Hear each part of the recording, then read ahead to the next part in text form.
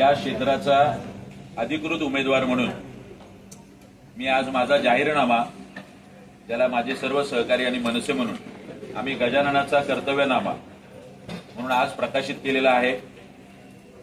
या नवी मुंबईकरांप्रती शिक्षण, आरोग्य, रोजगार असेल, वंदनीय दिबा पाटील साहेब यांचा पूर्णाकृती पुतळा तर उभा केलाच पाहिजे, पण मरणोत्तर त्यांना महाराष्ट्र भूषण पुरस्कार मिळावा, एसटी डेपो उभारला जावा, वंदनीय बाळासाहेबांच्या नावाने शस्त्रास्त्र संग्रहालय उभारावं, अशा विविध मागण्या, विविध गोष्टी आम्ही या जाहीरनाम्यामध्ये नमूद केल्या।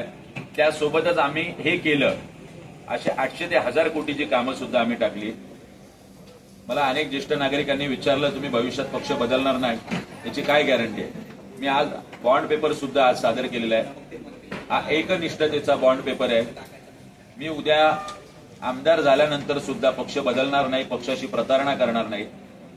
भविष्यात ते तिकीट मिळालं नाही मिळालं तरीही पक्ष सोडणार नाही, असा हा एकनिष्ठतेचा 500 रुपयाचा बॉन्ड पेपर मी लिहून दिलाय। सोबतच मी खुल्या चर्चेचं आमंत्रण दिलंय आदरणीय संदीप नाईक आणि आदरणीय मंदाताई म्हात्रे यांना। गेल्या 10 वर्षात आपण काय काम केलं हे 15 नोव्हेंबरला छत्रपती शिवाजी महाराजांच्या पुतळ्या शेजारी येऊन सांगावं। 10 वर्षात आम्ही काय काम केलं, आमच्याकडे कुठलंही संविधानिक पद नसताना हे आम्ही येऊन सांगू, असं मी एक खुल्या चर्चेचं आमंत्रण 15 तारखेचं दिलंय। त्यांनी ते स्वीकारावं आणि या नवी मुंबईकरांना आपण एक सुसंस्कृत शहरात राहतो आणि राजकारणी म्हणून आपण काय केलं हे दाखवून द्यावं, एवढे एक आवड मी आपल्याला। काय साहेब, तुम्ही म्हणालात की हे तिकीट विकत घेतलं आहे, नेमकं काय अर्थ आहे? काय बघा, 3 उमेदवार रांगेत होते। पहिले उमेदवार जे होते त्यांनी गेली अनेक महिने, अनेक दिवस पोस्टर लावले, बॅनर लावले, अचानक त्यांचं तिकीट कापलं जाते आणि माजी पालिका आयुक्त बॅनर लावतात की ते तुतारीत जाणार आहे। त्यांचं बॅनर उतरत नाही तर संदीप नाईक जाऊन तुतारीमध्ये प्रवेश करतात। याचा अर्थ असा की राष्ट्रवादीच्या तुतारीसाठी आणि तिकिटासाठी बोली लागली होती। गुप्तपणे चर्चा अशी आहे की 25 कोटी रुपये देऊन संदीप नाईकांनी तुतारीचं तिकीट घेतलं। हे तुतारीचेच कार्यकर्ते खाजगीत सांगतात। त्यामुळे तुतारी असेल किंवा महाविकास आघाडी असेल, कोणीही यांचं काम करायला तयार नाही।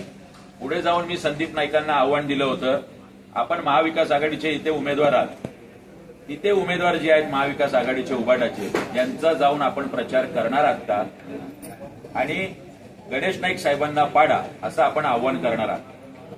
तुम्ही थेट नाव देखील घेतलं।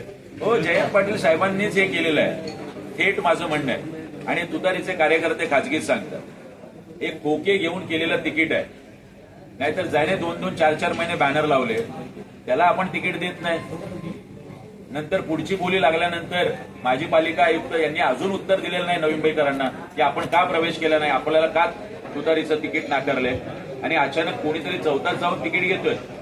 याच्या मागे सगळं जे आहे ते नवी मुंबईकरांना स्पष्ट माहिती। काल उपमुख्यमंत्र्यांनी म्हटलेलं आहे, त्याबद्दल काय म्हणाला? उपमुख्यमंत्र्यांनी तर यांना गद्दार म्हटलंय आणि स्वतःच्या वडिलांच्या समोर गद्दार म्हटलंय।